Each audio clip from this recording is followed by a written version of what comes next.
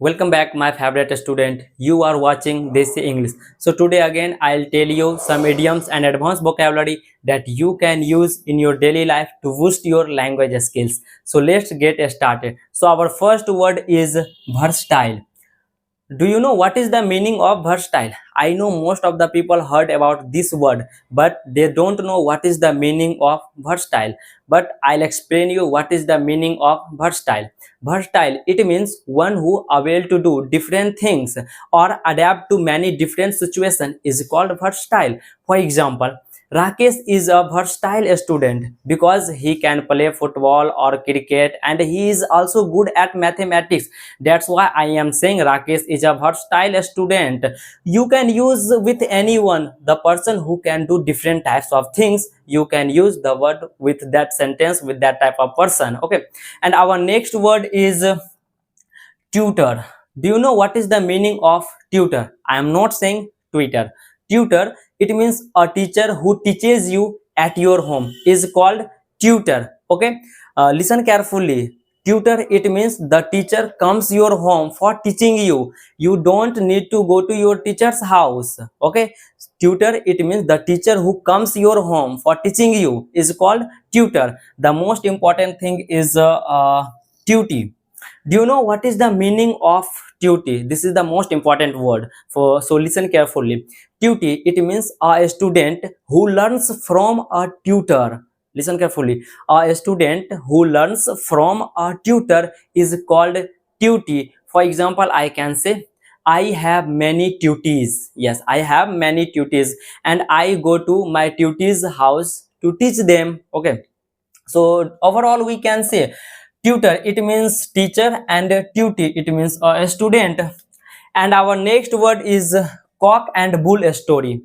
I know you also heard this phrase cock and bull story, but you don't know what is the meaning of cock and bull story. Cock and bull story, it means untrue story. It means the story is not correct. For example, I have a friend named Modi. He always tells me untrue story. So that time I can say I have a friend, his name is Modi. He always tells me a cock and bull story.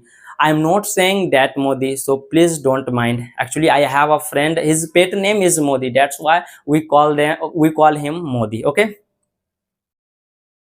Next idiom is by and by. Do you know what is the meaning of by and by? It means slowly. It means gradually. Where you used slowly or gradually, so that time you can use by and by. Actually, this is an old idiom. Still, you can use in your daily life conversation.